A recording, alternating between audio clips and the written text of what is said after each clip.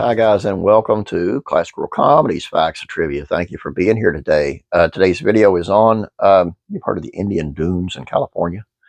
Well, they was the home of the Dukes of Hazzard's greatest jump and Twilight Zone's greatest tragedy.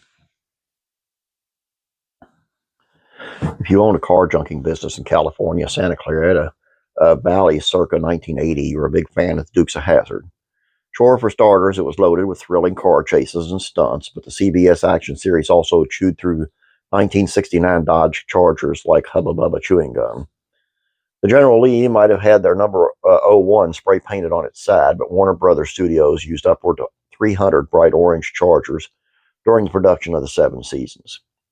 There were 147 episodes in total, so it's pretty easy to do the math. Basically, each episode sacrificed 2 General Lees in the name of insane jumps and rough landings.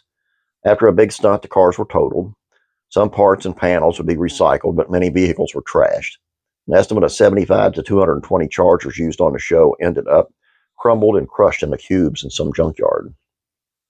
The show pulled off its craziest, most dangerous jump in season 1 finale, a double sting. Bo and Luke Duke, with a passenger in the back seat, shoot off a dirt ramp soaring over the Styx River, some 230 feet, and landing in the softish silt across the water. That's the car in midair that I'm showing you in the image. At the time, the jump was record-setting for the industry. Dukes of Hazzard milked the stunt for all it was worth, including it in their opening credits in the subsequent seasons, and recycling the footage here and there. It's no wonder the General Lee, yes, the car, received more than 35,000 fan letters a month. The stunt was not filmed in Georgia backwoods, rather just up the road from Six Flags Magic Mountain in California, on the banks of the Santa Clara River. The property belonged to Indian Dunes, a 600-acre ranch. Hollywood tends to grow fond of particular picturesque locations close to the studios. Malibu Creek State Park served as a setting for MASH and countless westerns. The RKO 40-acre lot, home to the fictional town of Mayberry, served as a backdrop in everything from Star Trek to Hogan's Heroes. Likewise, the Indian Dunes location served as a setting for dozens of 1980s action shows. MacGyver used the site to stand in for Afghanistan, Colorado, and Burma. It was a Brazilian rainforest in The Wizard. The Fall Guy used locations there for almost every other show.